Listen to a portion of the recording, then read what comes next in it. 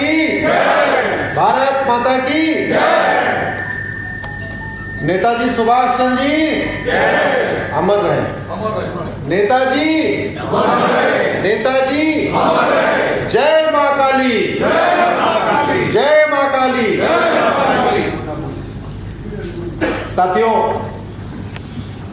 सबसे पहले मैं इस कार्यक्रम के बारे में सोचने के लिए अपने पिंटू भाई चक्रवर्ती जी, जो काफ़ी दिन से मैं चाहते थे हम आए यहाँ पे, और उसके बाद हमारे आयोजक सेठिया साहब, उनका आभार व्यक्त करता हूँ। आपने हमें यहाँ पे बुलाया और बुला के आप सबको बुलाया। तो सूत्रपात रखने वाले सेठिया जी हैं, और इसके अलावा और भी कुछ लोग हैं जो लगातार हमारे संपर्क में रहते हैं। ये थोड़ा नीचे पड़ रहा है, शायद कुछ दिक्कत आ रही है।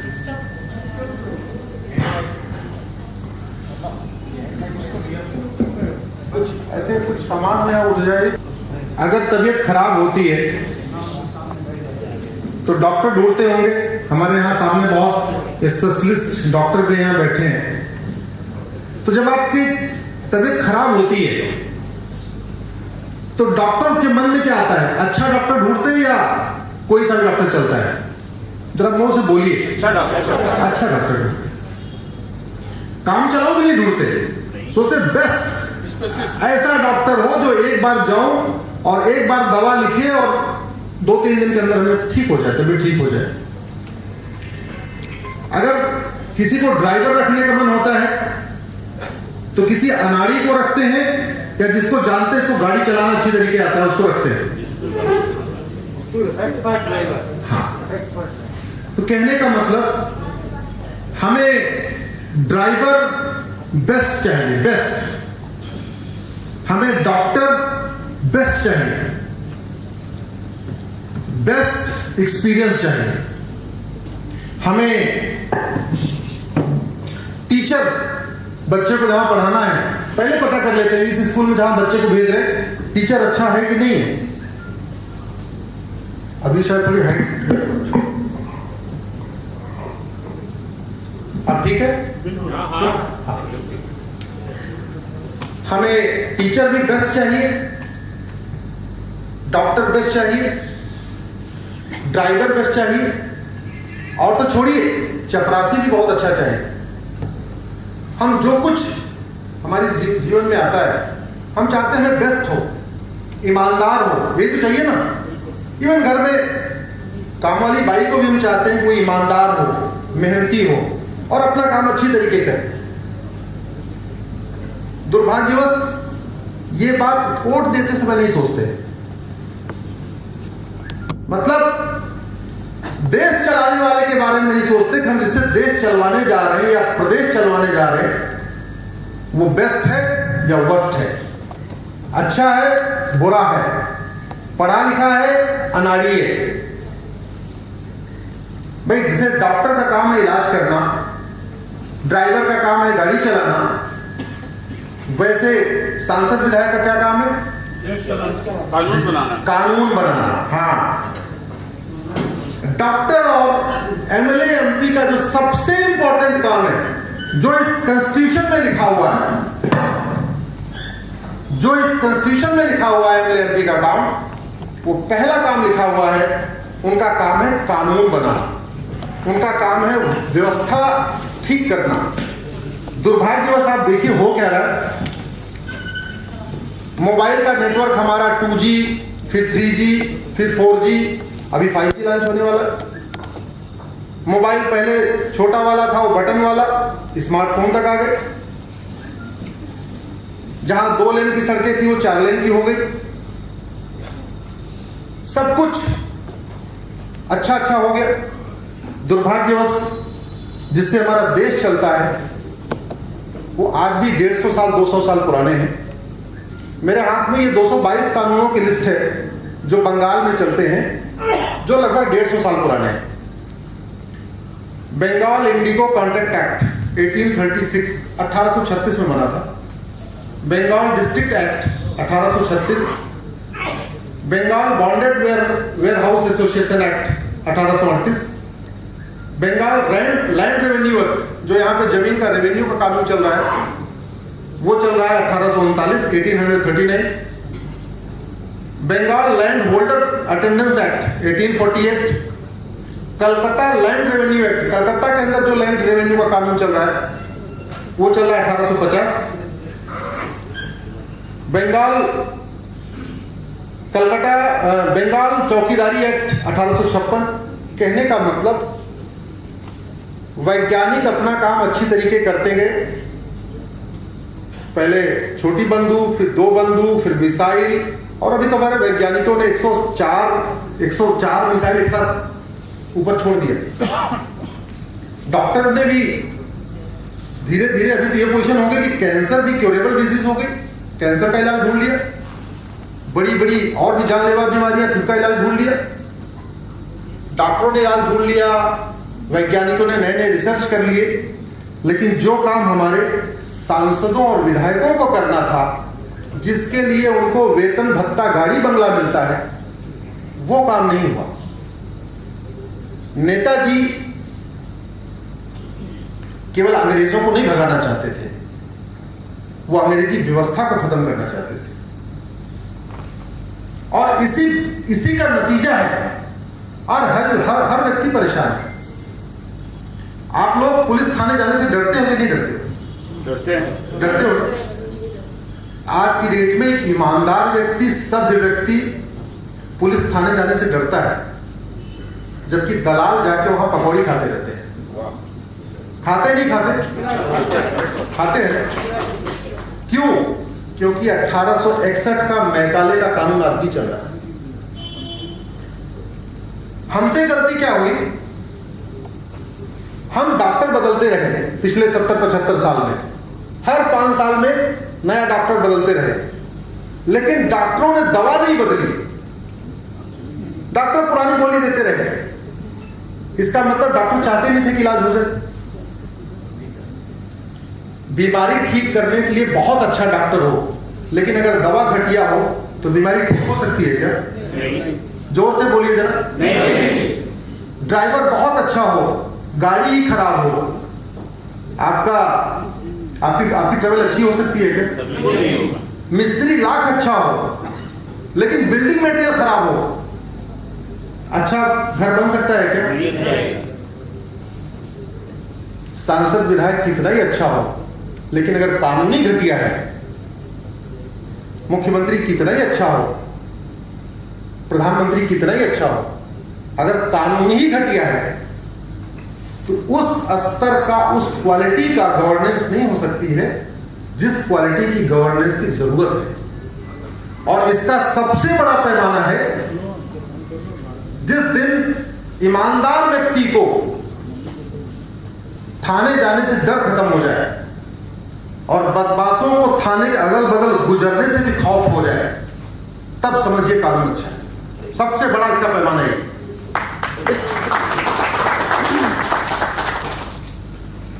दुर्भाग्यवश अंग्रेजी कानून बदले नहीं हमने। क्यों नहीं बदले? क्योंकि 1861 का जो पुलिस एक्ट चलता है, जिससे हमारा थाना चलता है, जिससे हमारे कप्तान, हमारे थानेदार, हमारे डिप्टी एसपी, हमारे एसपी, डीआईजी काम करते हैं, जिस कानून से, वो कानून मैकाले ने इस तरीके से डिजाइन किया था कि यहां पे हम रूल कर सके। वो भ्रष्टाचार खत्म करने के लिए कानून नहीं बनाया, अपराध को कम करने के लिए कानून नहीं बनाया। वो कानून किस लिए बनाया गया? रूल करने के लिए। और कानूनों की शुरुआत कैसे हुई, इसका बड़ा इंटरेस्टिंग फैक्ट है। आपको याद होगा मंगल पांडे जी ने एक रिवोल्ट किया था। मंगल पांडे जी का नाम सबने सुना होगा। 1857। जब 1857 में मंगल पांडे जी ने रिवोल्ट किया, अंग्रेजों के कान खड़े हो गए। उनको लगा कि अब भारत पे राज करना बहुत मुश्किल हो जाएगा, तो उन्होंने मैकाले को अपॉइंट किया। आप लोग देखिए, मैं जानता हूं चुटकुले सुनाने से बहुत मजा आता है, खूब मजे आते हैं, भाषण भी अच्छा लगता है, लेकिन वो सुनाने वाले सब लोग सुना ही रहे। तो मैं आपको इसके फैक्ट बताऊंगा, कुछ हो सकता है बातें कड़वी भी लगे, आपको अच्छी भी ना लगे, ये भी हो सकता है। तो कड़वी बात हो तो भी आप सुन लेना, ठीक है, क्योंकि मीठे झूठ ने ही इस देश में डायबिटीज को लास्ट स्टेज पे पहुंचा दिया है। हमारे देश में बहुत बुरी, हमारे देश को डायबिटीज हो रखी है और वो भी अपने लास्ट स्टेज पे है, लास्ट स्टेज पे है। और क्यों डायबिटीज हुई? कैसे? जनता को मीठा झूठ पसंद था और नेताओं को मीठा झूठ बोलना पसंद था। वो मीठा झूठ देते रहे, वो मीठी झूठ लेते रहे, भाषणबाजी करते रहे, ताली बजाते रहे, व्यवस्था वही की वही सड़ी रही। उन्होंने कभी सोचा ही नहीं कि हमारा मुकदमा 20 साल चलता है, ये 1 साल में क्यों नहीं खत्म होता। वो तारीख पे तारीख जाने के लिए तैयार है, लेकिन कभी ये नहीं कहते भैया दूसरे देशों में 1-1 साल के अंदर मुकदमा खत्म होता है, दूसरे देशों में 6 महीने के अंदर मुकदमा खत्म होता है। हमारे देश में किराएदार का मुकदमा सुप्रीम कोर्ट तक जाता है। रेंट का जो डिस्प्यूट होता है, किराएदार और मालिक, मकान मालिक वाला झगड़ा 30-30 साल चलता है, सुप्रीम कोर्ट तक चला जाता है। कनाडा में रेंट एग्रीमेंट का मुकदमा ओनली 30 डेज, ओनली 30 डेज। जज का वहां पे काम केवल इतना है, ये देखना कि ये रेंट एग्रीमेंट जेन्युइन है या फेक है। अगर वो रेंट एग्रीमेंट जेन्युइन है, आपने आज मैटर फाइल कर दिया, 30 दिन के अंदर एक डेट मिलेगी। जब तक अगली डेट मिलेगी उसके पहले ही वो अपना इंटरनल ये कंफर्म करा लेंगे कि ये एग्रीमेंट जेन्युइन है। ऑनलाइन सिस्टम है वहां पे। अगली डेट पे आपसे ये पूछा जाएगा दूसरी पार्टी से कि भाई ये जो एग्रीमेंट है आपने साइन किया है ना, जेन्युइन है ना? हाँ, बोले हाँ। बोले जब जेन्युइन है तो उसको फॉलो करो, खत्म बात होगी। जेन्युइन है तो फॉलो करो, खत्म बात होगी। हमारे यहां रेंट एग्रीमेंट का मामला डिस्ट्रिक्ट कोर्ट, फिर हाई कोर्ट, फिर सुप्रीम कोर्ट, और कई बार तो ऐसे भी होता है कि मकान मालिक को जितना किराया मिलता नहीं उससे ज्यादा उसको खाली करवाने में खर्च करना पड़ता है। क्यों? ऐसा ही है ना, जितना उसको किराया नहीं मिलता उससे ज्यादा उसको खर्च करने में वकीलों को फीस देना पड़ता है। ये स्थिति हो चुकी है। भारत में संविधान चलता है, संविधान। सब लोग सहमत है ना? भारत में क्या चलता है? संविधान। और संसद विधानसभा में जब लोग शपथ लेते हैं तो इसी संविधान में, इसी में ओथ है, उसको लेते हैं। संविधान 2 शब्दों से मिलकर बना है, संविधान। हिंदी आती है ना भैया सबको?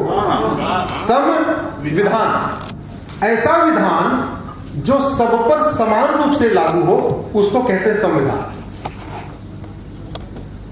संविधान अलग चीज है, कॉन्स्टिट्यूशन बिल्कुल अलग चीज है। दुर्भाग्यवश संविधान के लिए हमारे पास एप्रोप्रिएट वर्ड नहीं है इसमें, तो हमने कॉन्स्टिट्यूशन को समझ लिया संविधान। जैसे धर्म बिल्कुल अलग चीज है, रिलीजन बिल्कुल अलग चीज है। धर्म के लिए कोई शब्द नहीं अंग्रेजी में, तो हमने रिलीजन को मान लिया कि धर्म है। दोनों में डिफरेंस है, और जितना डिफरेंस धर्म और रिलीजन में है उतना डिफरेंस संविधान और कॉन्स्टिट्यूशन में है। कॉन्स्टिट्यूशन मतलब विधान, और संविधान का मतलब ऐसा विधान जो सबके लिए समान। This is the difference. Constitute, constitute से कॉन्स्टिट्यूशन बना है, एक विधान, और लेकिन संविधान। तो भारत में कॉन्स्टिट्यूशन, हमारे पास कोई शब्द नहीं है। ये आर्गुमेंट मैं सुप्रीम कोर्ट में भी दे रहा हूं कि हमारे पास संविधान के लिए कोई शब्द ही नहीं है। धर्म अलग है, रिलीजन अलग है, कॉन्स्टिट्यूशन अलग है, संविधान अलग है। दुर्भाग्यवश हमारे पास शब्द नहीं अंग्रेजी के, उसके लिए एक वर्ड कोई नहीं है, इसलिए हमने इसको कह दिया कॉन्स्टिट्यूशन। जैसे धर्म का मतलब पिता का धर्म अलग, माता का धर्म अलग। माता का रिलीजन नहीं हो सकता, माता का धर्म हो सकता है। पिता का धर्म हो सकता है, पिता का रिलीजन नहीं हो सकता। रिलीजन तो हुआ हिंदू रिलीजन, मुस्लिम रिलीजन, क्रिश्चियन रिलीजन। धर्म अलग है, माता का धर्म, पिता का धर्म, पुत्र का धर्म, भाई का धर्म, बहन का धर्म। वैसे ही संविधान अलग है। और जब हमारा संविधान कहता है कि इस देश में सब लोग समान हैं, ये कहता है हमारे वकील भी तो जानते हैं आर्टिकल 14 इक्वलिटी बिफोर लॉ, सब लोग समान हैं। आर्टिकल 15 जाति धर्म भाषा के आधार पर भेदभाव नहीं किया जाएगा। 16 कहता है सबको समान अवसर देना है। 21 कहता है right to life with dignity, सम्मान के साथ सबको जीवन जीने का अधिकार है। लेकिन हमने इसका इंटरप्रिटेशन बहुत अलग तरीके से किया। कैसे? बेसिकली हमने क्या किया कि आसान वाला अडॉप्ट किया। हमने संविधान को पढ़ा, ये पतला सा है, इसको पढ़ना बड़ा आसान है।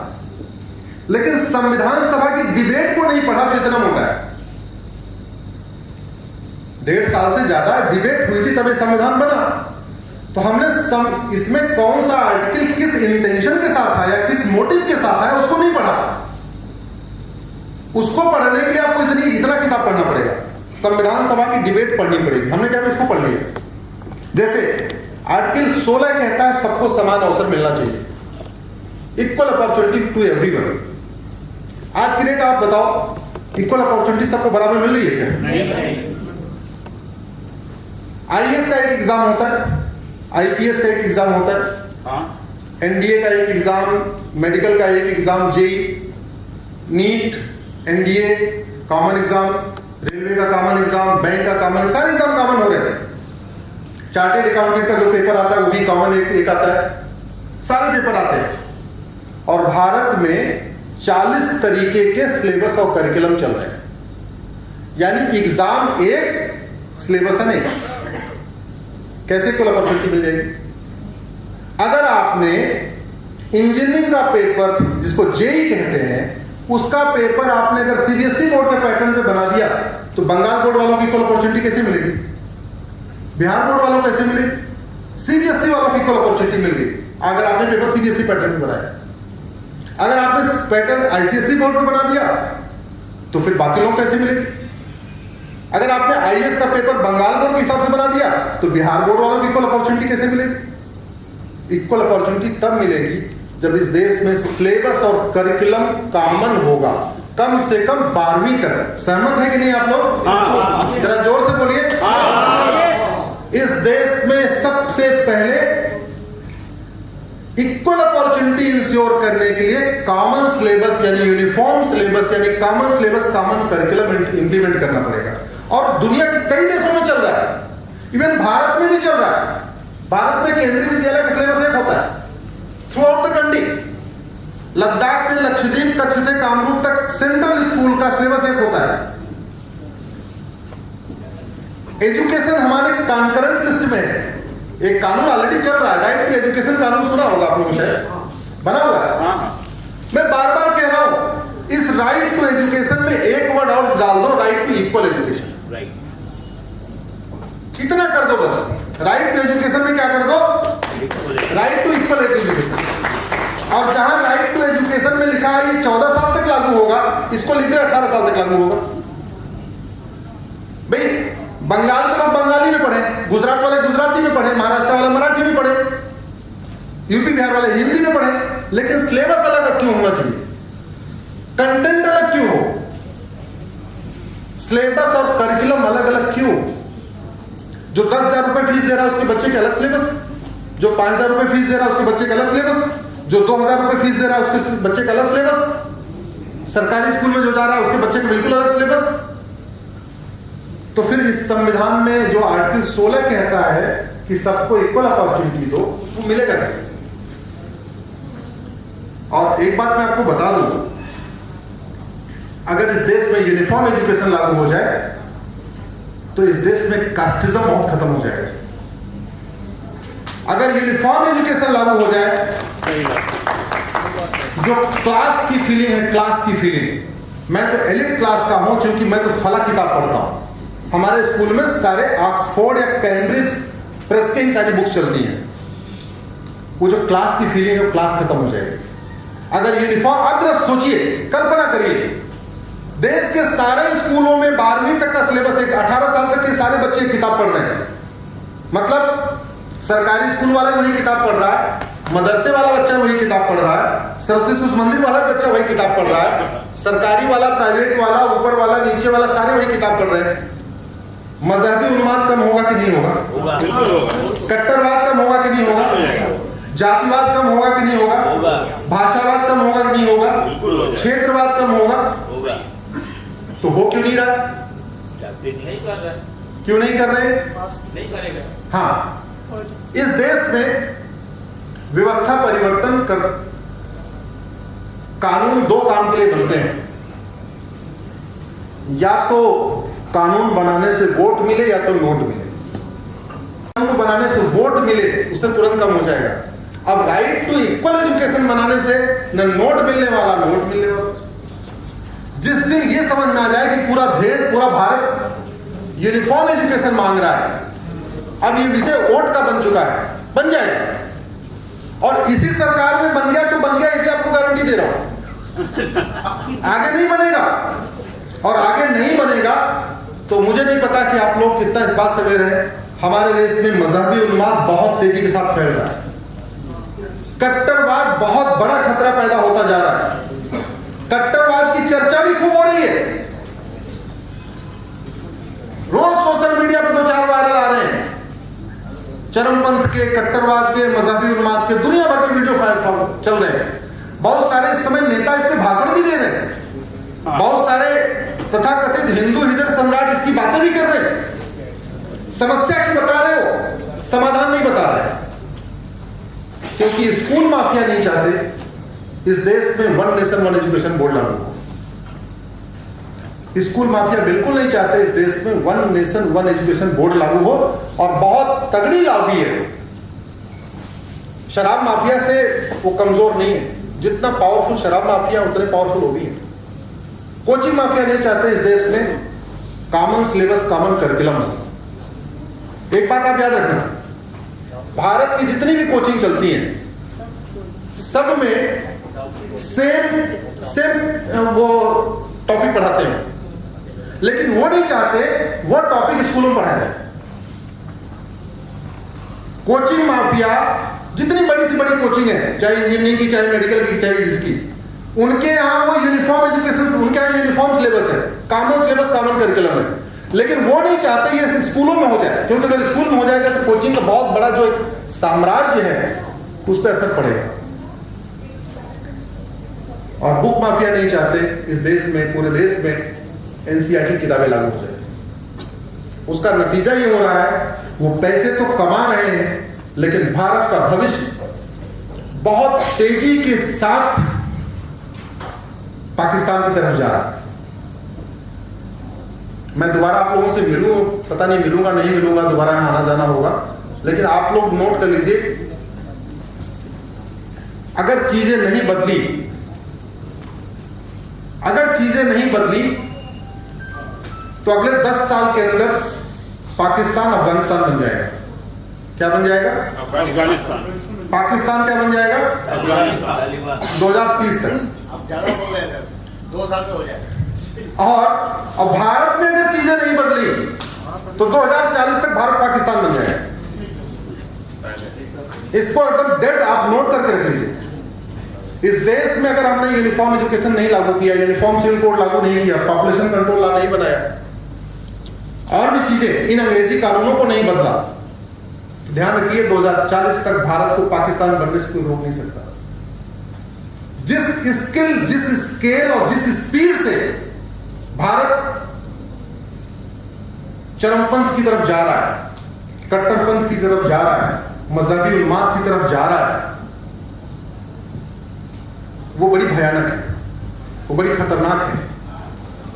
इसलिए मुझे लगा कि अब वकालत बाद में होती रहेगी, एक बार कम से कम चल के लोगों से बात करते हैं, समझते हैं, चर्चा करते हैं, और 1%, केवल 1% लोग, 1% भारतीय जग जाए तो इस देश में जो चाहे वो कानून बन जाएगा। 1%, 99% सोए रहे हैं, उनकी चिंता नहीं। मैं तो 1% को जगाना चाहता हूं, क्योंकि 1% का मतलब 15 करोड़ हुआ, तो 1.5 करोड़ होगा। 1% का मतलब 1.5 करोड़ बहुत है। कोई भी कानून बनवाने के लिए 1.5 करोड़ लोग सड़क पे आ जाए बहुत। और हम जो बातें कह रहे हैं कोई बाहर की बात नहीं कह रहे, हम तो कॉन्स्टिट्यूशन की बात कह रहे हैं। भाई सीधी सी बात है, हम भारत से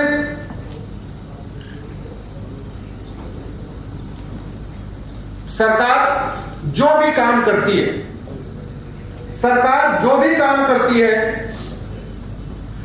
इवन उद्घाटन भी करती है, उसमें पैसा खर्च होता ही नहीं होता, बताइए। होता है। सरकार कंस्ट्रक्शन तो छोड़िए, उद्घाटन करने में भी पैसा खर्च होता ही नहीं होता है। होता है। कानून बनाने में कौन सा खर्च आएगा?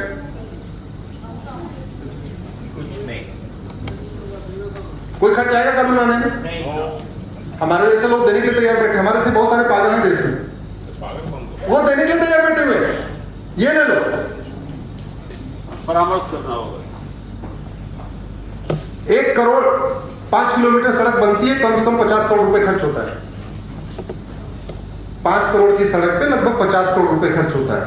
उस 5 करोड़ की सड़क पे कितने लोग फायदा होता होगा? ज्यादा से ज्यादा 1 करोड़ लोगों को फायदा हो जाएगा, लेकिन लागत आई 50 करोड़। कानून मुफ्त में बनेगा और फायदा कितना होगा? पूरे 150 करोड़। 150। इसकी अहमियत आप समझिए।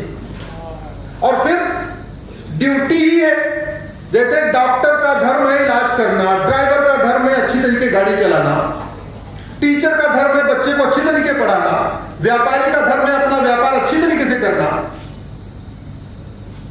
लेक्चरर का धर्म है अच्छी तरीके से लेक्चर देना। वैसे सांसद का क्या धर्म है? अच्छा कानून। अच्छा कानून। उसको भाषण देने के लिए वेतन भत्ता गाड़ी बंगला थोड़ी मिलता है। जैसे डॉक्टर को जो पेमेंट मिलती है वो इलाज करने के लिए मिलती है, ऐसे सांसद और विधायक को जो पेमेंट मिलती है संविधान के अनुसार वो भाषण देने के लिए नहीं मिलती। भाषण देता अच्छी बात है, वो देता रहे।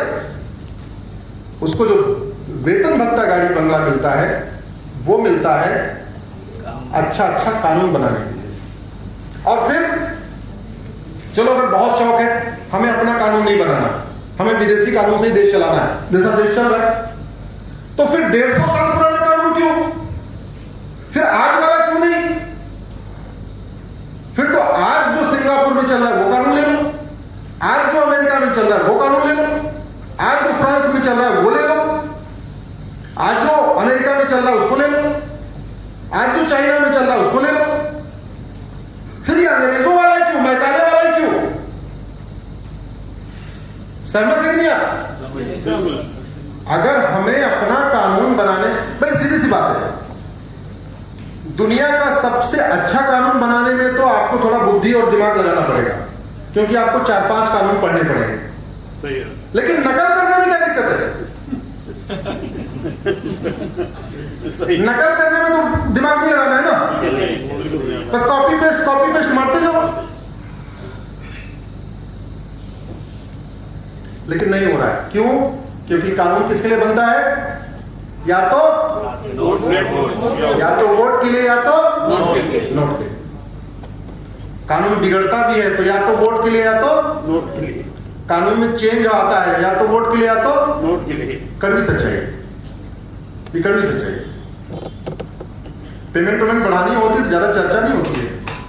पेंशन बढ़ानी हो, भत्ता बढ़ाना हो, कभी सुना आपने किसी संसद में या कभी विधानसभा में विपक्षी दल ने हंगामा किया, नहीं वेतन नहीं बढ़ाना, ये नहीं करना, वो नहीं होता, आराम से हो जाता है। अंग्रेजी कानूनों को, अच्छा एक चीज आप बताओ ईमानदारी से जरा सब लोग, कभी किसी ने अंग्रेजी कानूनों के खिलाफ आवाज उठाई क्या? नहीं।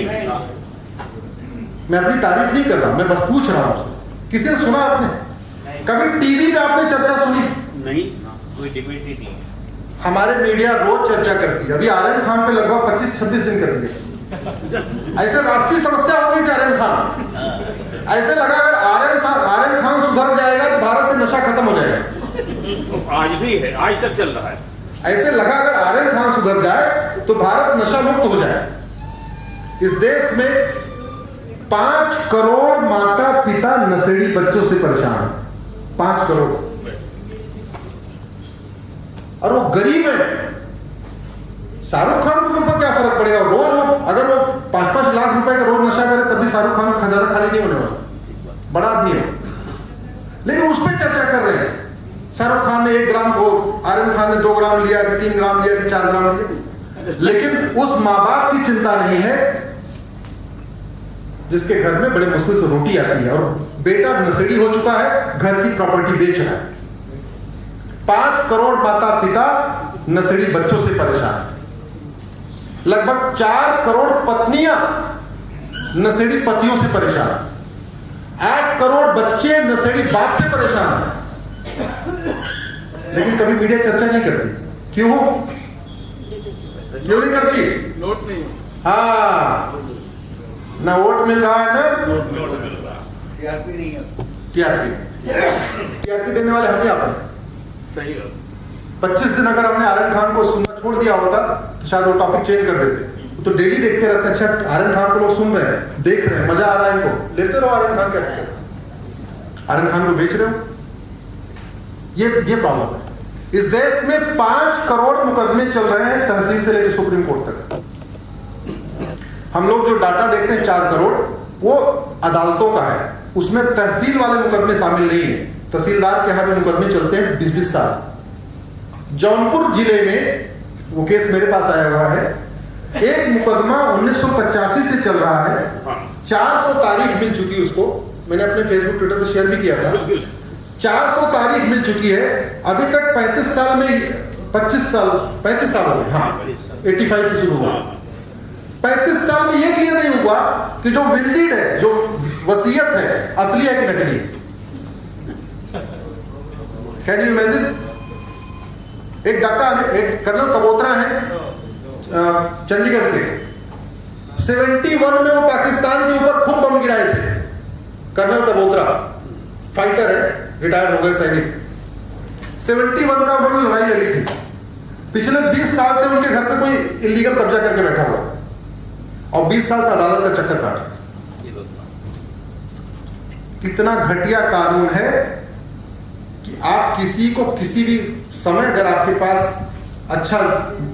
थोड़ा अच्छा वकील मिल जाए, अच्छी आप उसको फीस दे सकते हो, किसी को किसी मामले में फंसा सकते हो। वो 20 साल से अपने मकान पे कब्जा करने के लिए अदालतों का चक्कर लगा रहे हैं। ये सिचुएशन, इतना घटिया कानून कहीं नहीं चल रहा है, पूरी दुनिया में इतना घटिया कानून नहीं चल रहा है।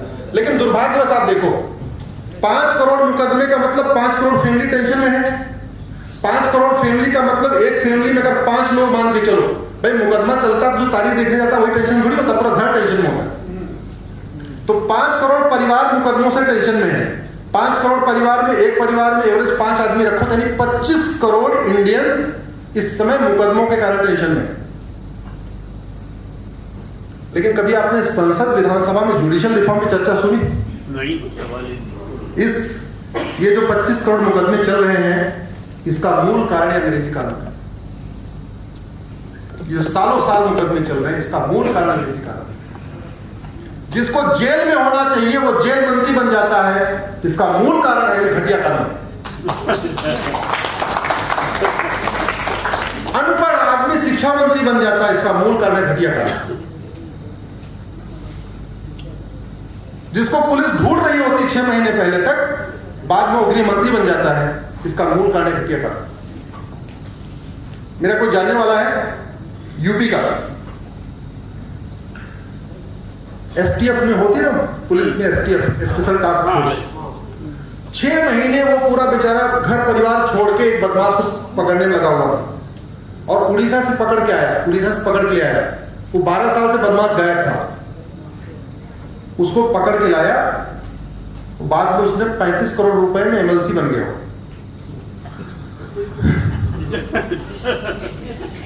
और एमएलसी बन गया तो वो इतना बदमाश बोला, हमको यही वाला इंस्पेक्टर हमें अपने सिक्योरिटी में चाहिए, जो हमको पकड़ के लाया ये हमें सिक्योरिटी में चाहिए अपने। वो आके बोला, भैया क्या करूं, इसको मैं पकड़ के लाया था, गाली वाली खूब दिया था रास्ते में, अब साला दिन भर हमको परेशान करता है। मूल कारण क्या है? ये घटिया कारण। आज कानून तोड़ने का खौफ ही नहीं है। आए दिन सुनते हैं डॉक्टर के ऊपर हाथ उठा दिया, डॉक्टर को पीट दिया, खौफ नहीं है कानून।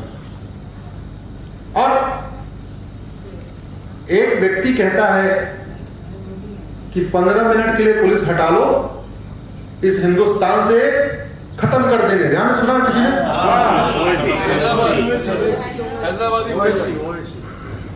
आज वो कहां बैठा है?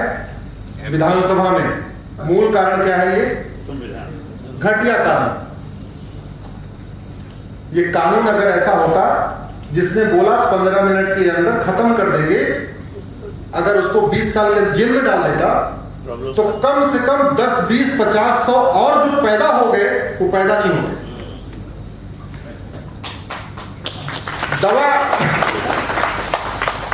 दवा जो होती है ना,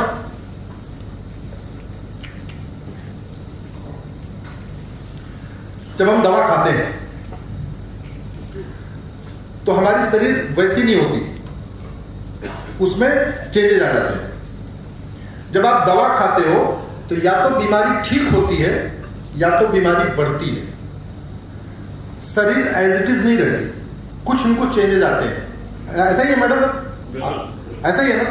दवा खाने के बाद या तो बीमारी बढ़ेगी या तो बीमारी घटेगी। कानून भी ऐसे ही होता है। कानून या तो भ्रष्टाचार और अपराध को कम करता है और या तो बढ़ाता है। वो स्टेटस को मेंटेन नहीं करता, एज इट इज कंडीशन नहीं रखता। हमारे देश में भ्रष्टाचार बढ़ रहा है, अपराध बढ़ रहा है, चोरी लूट झपटमारी बढ़ रही है। इसका मतलब ये कानून घटिया है। दुर्भाग्यवश हम 70 साल से डॉक्टर बदलते रहे, डॉक्टर ने दवा नहीं बदली और हमने डॉक्टर से कहा भी नहीं दवा बदल दो। हम डॉक्टर के यहां मीठी मीठी बातें सुनते रहे, कभी कहा भी नहीं डॉक्टर दवा तो बदलो। और बाकी तो छोड़ो, जो मरीज है वो भी नहीं कह रहे दवा बदल दो। जो 20-20 साल कोर्ट का चक्कर लगा रहे हैं वो भी नहीं कह रहे कानून घटिया बदल दो। मैं तो इस देश में जरा समझिए, 5 करोड़ लोग कोर्ट अदालतों का चक्कर लगा रहे हैं। इस 5 करोड़ के 10% सड़क पे अगर आ गए होते तो ये कानून बदल जाते। वो भी तैयार नहीं। उनको भी लगता है ये उनकी किस्मत में लिखा है, तारीख पे तारीख, तारीख पे तारीख, तारीख पे तारीख। इस देश में अगर आप समस्याओं की रूट का एनालिसिस करें तो भारत की जो सबसे बड़ी समस्या है वो पॉपुलेशन एक्सप्लोजन है, जनसंख्या विस्फोट। मैंने 2000 जब मैंने इंजीनियरिंग छोड़ी, इनफैक्ट मैंने इंजीनियरिंग छोड़ के मैं इस फील्ड में जो पहले विषय के लिए आया था वो जनसंख्या नियंत्रण के लिए आया था। मुझे लगा बहुत बड़ी समस्या है। एक्चुअली मैं मारुति में था पहले, मैं एनिमल वेस्पा की स्कूटर बनती उसमें था, फिर हीरो होंडा गया, हीरो होंडा के बाद में मारुति गया। तो हम लोग की इंजीनियरिंग एज ए इंजीनियर हम लोग को वहां पर हैबिट हो गई थी हर प्रॉब्लम की रूट का एनालिसिस करना, हर प्रॉब्लम की जड़ में जाना, समस्या है कहां पे। क्योंकि कई बार ऐसा होता है जो प्रॉब्लम दिखती है एक्चुअल में होती नहीं है, उसका रूट काज कहीं और होता है। मैंने बहुत सारा रिसर्च किया, अखबार पढ़ा। अच्छा ये प्रॉब्लम है, जनरली मेरी हैबिट है कि इवन मैं न्यूज की भी रूट कॉज एनालिसिस करता रहता हूँ।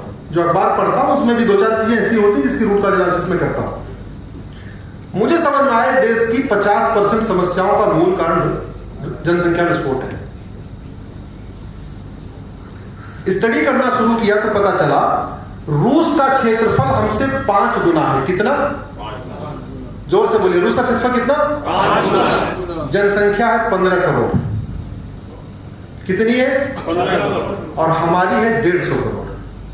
लोग कहते हैं 125 करोड़, 130 करोड़। मैं 150 करोड़ इसलिए कह रहा हूं क्योंकि 150 करोड़ मैंने सुप्रीम कोर्ट में PIL चल रही जनसंख्या नियंत्रण पे, वहां बाकायदा एफिडेविट पे लिख के दिया है। वकील मित्र जानते हैं कि एफिडेविट पे जो बात लिख के जाती है वो सही होती है और गलत होती है, सामने से उसका जवाब आता है। केंद्र सरकार ने भी हमारी बात को काटा नहीं कि नहीं 150 करोड़ से कम है।